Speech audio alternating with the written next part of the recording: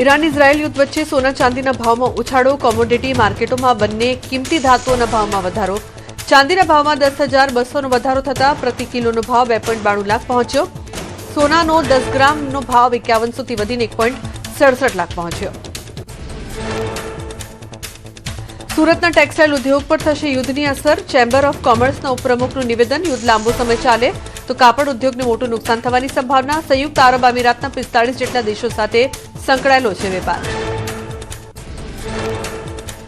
ખાડી દેશમાં ચાલી રહેલા યુદ્ધને લઈને સુરતના ડાયમંડ ઉદ્યોગ પર મોટી અસર। ફ્લાઇટ્સ બંધ હોવાથી કરોડોનો માલ રસ્તામાં અથવા કાર્ગોમાં અટવાયો। મોટા પ્રમાણમાં માલ ન આવતા વેપારીઓ ચિંતામાં। સુરતથી ઇઝરાયલમાં 548 મિલિયનના માલ સામાનની થાય છે નિકાસ, જ્યારે 260 મિલિયનની આયાત। દુબઈમાં $1100 મિલિયન ઇમ્પોર્ટ સામે $7,868 મિલિયન થાય છે એક્સપોર્ટ। કરોડોનો માલ અટવાતા ડાયમંડ ઉદ્યોગમાં ચિંતાનું મોજું। ખાડી દેશોમાં યુદ્ધની સ્થિતિના કારણે રાજકોટના પર્યટન ઉદ્યોગ પર મોટું સંકટ। ટ્રાવેલ્સ એજન્ટ એસોસિએશન સૌરાષ્ટ્રના પ્રમુખે આપ્યું નિવેદન। જો આ તણાવ ચાલુ રહેશે તો આગામી દિવસોમાં પર્યટન ઉદ્યોગને થઈ શકે છે કરોડોનું નુકસાન। મહાયુદ્ધની શરૂઆત સાથે જ વૈશ્વિક બજારમાં ભૂકંપ। ક્રૂડ ઓઇલના ભાવમાં 10%નો તોતિંગ ઉછાળો જોવા મળ્યો। ક્રૂડ ઓઇલમાં $78.52 પ્રતિ બેરલ થયું। યુદ્ધની સ્થિતિ વણસશે તો તેલના ભાવ હજુ આસમાને પહોંચવાની સંભાવના।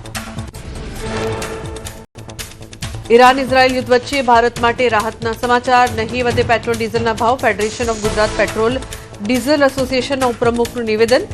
યુદ્ધની અસર ભારતમાં નહીવત રહેવાની સંભાવના।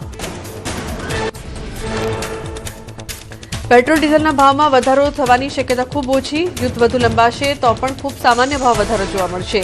સરકારે અગાઉથી જ પૂરતા ક્રૂડની કરી છે વ્યવસ્થા। અફવાઓથી દૂર રહી ચિંતા ન કરવા FGPDAના પ્રમુખની અપીલ।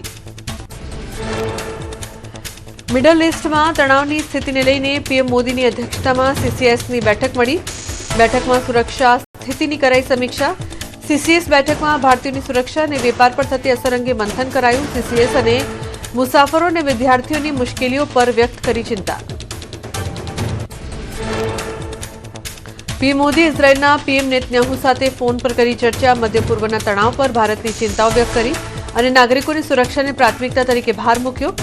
ભારતે ફરી એકવાર શાંતિ અને યુદ્ધ વિરામનો મંત્ર દોહરાવ્યો। પીએમ મોદીએ યુએઈ પરના હુમલાની કરી આકરી નિંદા। રાષ્ટ્રપતિ શેખ મોહમ્મદ સાથે ફોન પર કરી વાત।